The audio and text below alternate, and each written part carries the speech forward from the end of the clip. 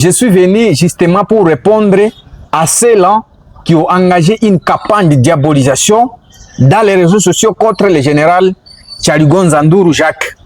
Je pense que vous connaissez tous ici que c'est le chef d'état-major adjoint de l'armée congolaise en charge des opérations et renseignements militaires. Et pour être à ce niveau, je ne sais pas, la campagne que nous avons suivie dans les réseaux sociaux, proliférée par des personnes mal intentionnées, au moni motalamuki anatongo ale fufu mingi, libumune vimbi, alors il s'autoproclame non, je suis le communicateur privé du chef de l'État. Je vais demander à ce niveau au service de sécurité d'aider le président afin de récupérer ceux-là qui usurpent l'identité comme des communicateurs du président de la République. Parce que le chef de l'État agit à travers une ordonnance. Ce qui concerne le général Tchaligonza, nous avons suivi des audios que les gens qualifient ce digne fils de l'Ituri comme un étranger. Les amis, soyons quand même sérieux. Quelqu'un qui est là, parce que quand vous le qualifiez d'un étranger, moi je vous rappelle ici que le général Tchaligonza, c'est vrai que c'est un militaire phare d'ici. Un militaire n'a pas une tribu. Un militaire est au service de la nation. Mais en tenant compte de l'aspect sociologique, le général Tchaligonza, c'est un natif de la province de l'Ituri.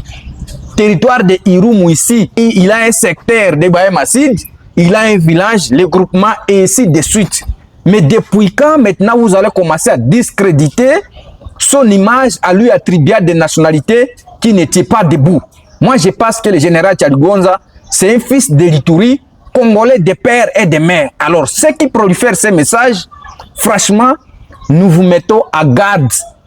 Parce que d'ici là, nous allons commencer à vous identifier et nous allons mettre tout devant la caméra. Parce que nous connaissons ceux-là qui prolifèrent ces messages. Nous vous mettons à garde. Aujourd'hui là, général Tchaligonza, en tenant compte de ce qu'il a fait, le travail qu'il est en train de faire dans nos forces de défense et de sécurité, c'est ce qui aspire également à la confiance du chef de l'État. Parce que comment il est devenu chef d'état-major à jouer? Moi, je pense que le général Tchaligonza, c'est un Congolais de l'Ituri. Ceux-là qui sont à Kinshasa, dans des salons, je ne sais pas climatisés, leur problème, c'est d'attribuer aux gens des nationalités. Alors là, nous vous mettons à garde.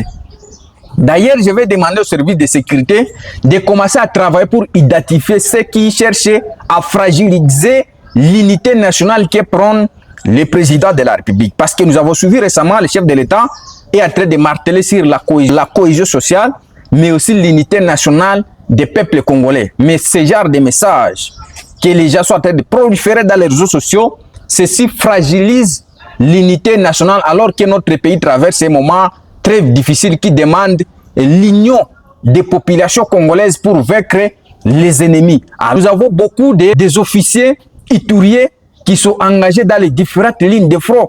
Ils se battent pour la cause de cette nation. Nous vous donnons des exemples concrets. Nous avons des officiers qui sont au nord Kivu, au sud Kivu.